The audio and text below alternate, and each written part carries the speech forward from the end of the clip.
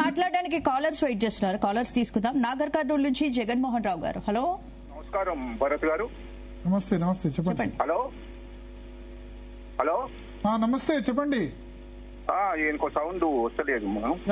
మీరు డైరెక్ట్ గా టీవీలో చూడకుండా డైరెక్ట్ గా అడగండి క్వశ్చన్. డైరెక్ట్ గానే మాట్లాడుతున్నాం. భరత్ గారు, మీరు ఒక మాట అన్నారు ఇంతవరకు, దాంట్లో గురువులకు జీతాలు ఎక్కువ అని ఎవరు కామెంట్ చేస్తే, మీరు గురువులను గౌరవించి వాళ్ళకి జీతాలు ఎక్కువ ఎందుకున్నవి, వాళ్ళకి గురువులను గౌరవించాలి, జీతాలు ఎక్కువ లేవు, వాళ్ళకు జీతాలు తక్కువనే ఉన్నాయి, వాళ్ళకి సమస్యలు ఉన్నాయని మీరు ఉపాధ్యాయుల తరఫున మాట్లాడారు. మీకు ధన్యవాదాలు. Hello, thank you. Hello, yes. నేను ఒక 2 నిమిషాలు మాకు టైం ఇస్తే, అక్కడ జగదీశ్వర్ సార్ ఉన్నాడు కదా, ఆయన ఈ రోజు ఇందిరా పార్క్ లో ధర్నా టైంలో మంచిగా మాట్లాడారు సమస్యల గురించి. ఎందుకంటే నేను ఒక రిటైర్డ్ ప్రధానోపాధ్యాయుని, నేను పెన్షనర్ను. అయితే ఇక్కడ రిటైర్డ్ ఉపాధ్యాయులు కాలంలో, అంటే ఇప్పుడు ఏదైనా ఉపాధ్యాయులు కానీ ఉద్యోగులు కానీ ఏం చేశాము, జగదీశ్వర్ సార్ మాట్లాడినట్టు రాజకీయాలు అతీతంగా ఎవరి మద్దతు లేకుండా పోరాటం చేస్తున్నారు. ఇదివరకు అట్లనే పోరాటం చేశారు, ఇప్పుడు అదే పోరాటం చేశారు. ఒక రాజకీయాల మద్దతు తీసుకుంటే ఒక ఉద్యమం కానీ ఒక పోరాటం కానీ పక్కదారి పట్టడానికి అవకాశం ఉంటుంది. ఎందుకంటే ఉపాధ్యాయులు ఉద్యోగాలు రాజకీయ అతీతంగా పనిచేస్తుంటారు. కరెక్టే కదా సార్? అయితే నేను ఒక బీఆర్ఎస్ కాలంలో అట్లా రాజకీయాలు మాట్లాడుకుంటే, బీఆర్ఎస్ కాలంలో 8 సంవత్సరాలు ఉపాధ్యాయులకు ప్రమోషన్ లేకుండా కోర్టు చుట్టూ, కోర్టు పేరుతో బదిలీ గాని ప్రమోషన్ గాని ఆపిండ్రు. మేము ఒకప్పుడు, నాది 8వ నెంబరు, నేను జిహెచ్ఎం అయ్యేవాడిని. అప్పుడు 8 సంవత్సరాలు వెయిటింగ్ చేసి 2018లో ప్రమోషన్ రాక నేను రిటైర్ అయ్యాను. అంటే నాకు ఆర్థిక భారము, ఆర్థిక సమస్య ఎంత లాస్ అయిందో నాకు తెలుసు. అలాగే ఇప్పుడు పోరాటం అనేది మా జేఏసీ తరఫున పోరాటం చేస్తారు. ప్రతి ప్రభుత్వంలో పోరాటం జరుగుతుంది. దానికి తగ్గట్టు వాళ్ళు ఆర్థిక సమస్యల గురించి వాళ్ళు మాట్లాడుకొని, భట్టి గారు కానీ రేవంత్ రెడ్డి గారు కానీ మాట్లాడుకొని వాళ్ళు ఆ సమస్యలు పరిష్కారం చేస్తారు. ఇప్పుడు ఇంతకుముందు ఎవ్వరు ఉద్యోగులు కానీ ఉపాధ్యాయులకు వ్యతిరేకంగా ఏ ప్రభుత్వం నడవదు. ఏ ఉపాధ్యాయులు, అది ఫ్రెండ్లీ ప్రభుత్వంగా ఏ ప్రభుత్వం అయినా. ఇంతకుముందు బీఆర్ఎస్ కాలంలో జీతాలు మాకు 15 తారీఖులో వచ్చేది. ఆ 15 తారీఖులో వచ్చే వరకు బ్యాంకు ఈఎంఐ కట్టలేక పెనాల్టీతోని బ్యాంకు రుణాలు నష్టపోయేది.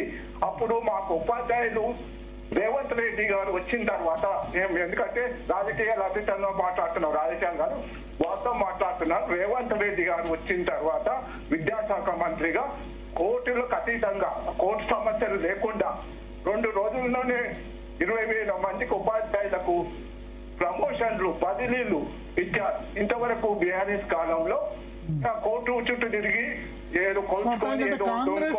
కాంగ్రెస్ హయాంలో మంచిగా బాగా జరిగింది ఉద్యోగులకు అంటారు. అంటే టైం కు జీతాలు వస్తున్నాయి, ప్రమోషన్స్ ఇచ్చారు. జరిగిన విషయాలు మాట్లాడుతున్నా. ప్రమోషన్స్ వచ్చాయి, జీవో ఇచ్చింది సార్. ఇప్పుడు బీఆర్ఎస్ కాలంలో ఎంత మంది భార్య భర్తలు ఉద్యోగస్తులైతే ఒక 100 కిలోమీటర్ల దూరంలో భార్య భర్తలు ఉద్యోగస్తులు విడగొట్టిన పాప ఎవరికి వచ్చింది? ఒక వృద్ధుడు ఉంటే ఆ వృద్ధులను చూసుకోకుండా ఉద్యోగస్తులను విడగొట్టి ఉద్యోగం చేపించిన వాళ్ళు ఏడ్స్తే కూడా మీరు చూశారు టీవీలలో ఇంతకుముందు.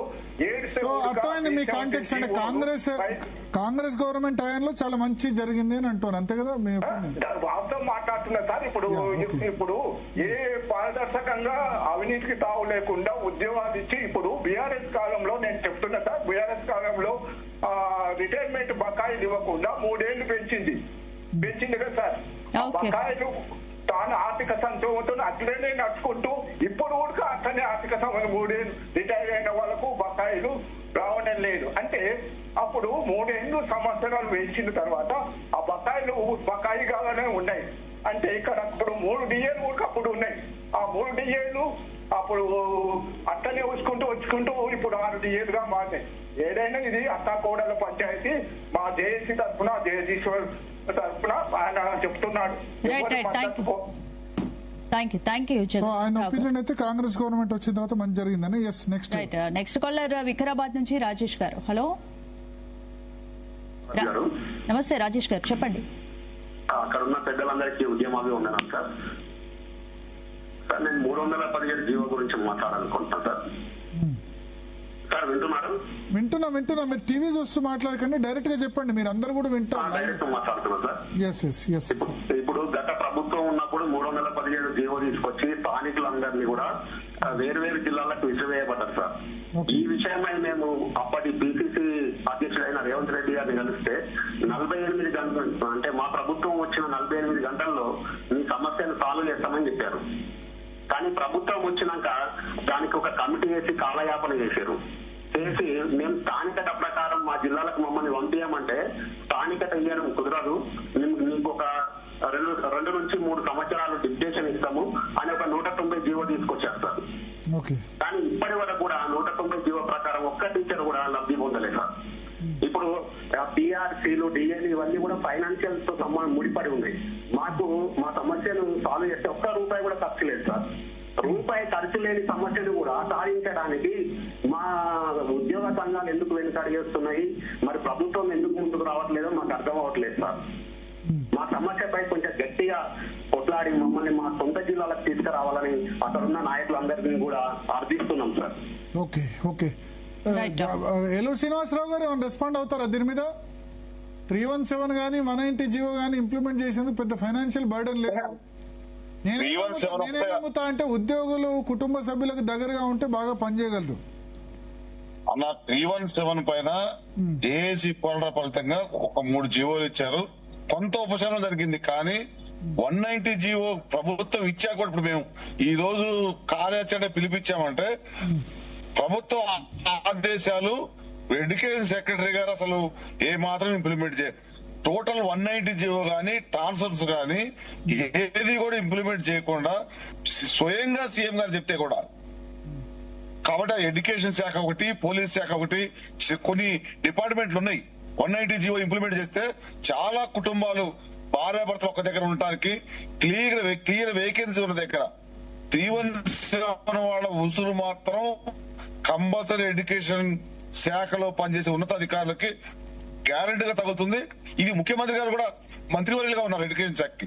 ఒక్కసారి మీటింగ్ పెట్టమంటే ఉపాధ్యాయ సంఘాలతోటి 150,000 మంది ఉపాధ్యాయులు, వాళ్ళ సంఘాలు కూడా చాలా ఉన్నాయి, గుర్తించిన సంఘాలు 8 ఉన్నాయి. వీళ్ళందరినీ పిలిచి మాట్లాడడానికి 3 సంవత్సరాల్లో 10 నిమిషాల టైం ఎడ్యుకేషన్ సెక్రటరీ గారి టైం సరిపోలేదు. ఇవి ఒకటి కాదు, ఇవన్నీ మేము ఇక చెప్పడం మొదలు పెడతాం. ఇది స్టార్ట్ అయింది, ఇప్పటికే డ్యామేజ్ 90% అవుతుంది. ఆ 10% తోటి మళ్ళీ 90% రికవర్ చేసుకుంటే మంచిది. నాట్ ఓన్లీ 317 జీవో ఒకటే కాదు, ఇంకా చాలా ఉన్నాయి.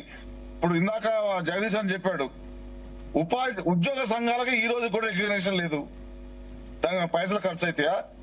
ఉద్యోగ సంఘ నాయకులకి సిసిఎల్స్ అని ఉంటాయి 21 days, నైజాం కాలం నుంచి ఉన్నాయి.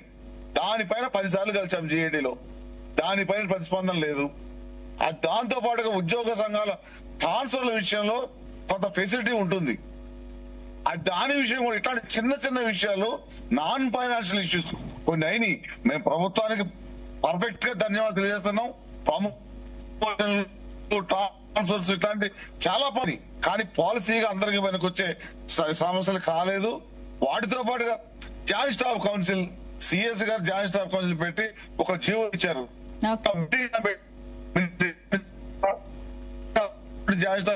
మీటింగ్ ఇచ్చారా చెప్తే కూడా ఇక మేము టాలరేట్ చేసేది చర్చలు లేవు.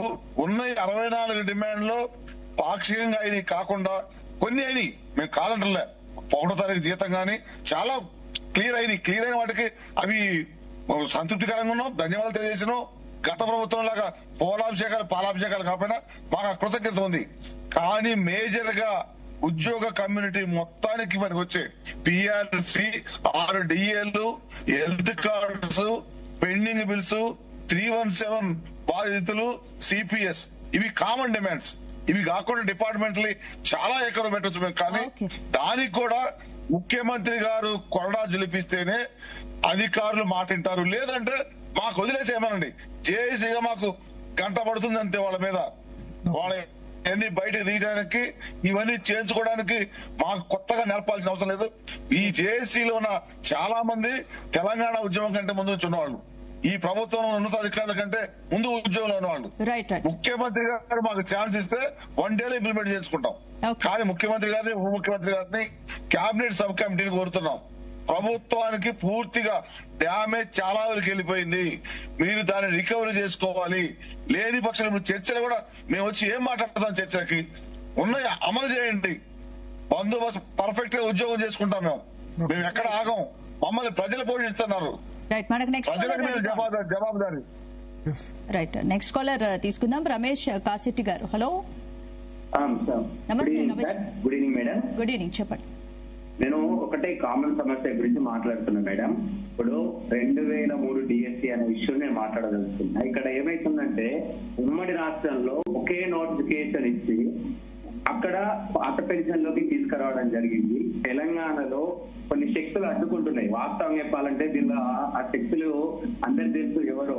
వస్తే రావాలి, లేకుంటే రావద్దు. వస్తే మా పదవులు ఎట్లా, మా సీట్లు ఎట్లా, మాకు ఉద్యోగాల ప్రమోషన్లు ఎక్కడ, మా పోస్టింగ్లు ఎక్కడ ఇస్తారని కొన్ని శక్తులు 2003 డిఎస్సిని మాత్రమే అడ్డుకుంటున్నాయి. ఇంతవరకు ఆ శక్తి కనీసం ఒక లెటర్ కూడా ఇవ్వలేదు సిఎస్ కు. కానీ ఏమన్నంటే సిపిఎస్ పోరాటాలు చేస్తున్నామని ఉత్తుత్త పోరాటాలు చేస్తున్నారు. కానీ తెలంగాణలో ఉన్న ఉపాధ్యాయ ఉద్యోగ సంఘాలు దీని మీద ఇప్పటికీ ఎందుకు స్పందించడం లేదు? ఆంధ్రప్రదేశ్ లో ఇంప్లిమెంట్ చేస్తున్న ఇప్పుడు తెలంగాణలో ఎందుకు లేదు? కనీసం ఉద్యోగుల మీద ప్రేమ లేకుండా పోతే దేశం ఎందుకండి సుప్రీంకోర్టుకి వెళ్ళి ఎస్ఎల్పి చేయడం ఏంది? ఒక్కొక్క రోజుకు ఒక ఎస్ఎల్పి పడుతుంది, రోజుకు ఒక ఎస్ఎల్పి. మరి ఇక్కడ ఏంది? ఆంధ్రలో ఉన్న నాయకత్వం వేరా, ఉద్యోగ ఉపాధ్యాయ సంఘ నాయకత్వం వేరా, తెలంగాణలో ఉన్న ఉపాధ్యాయులు వేరా? పోరాట పట్టిక ఏమైంది మనది? చాలా బాధ అనిపిస్తుందండి. లీగల్ గా అందరం కోరుకుంటాం.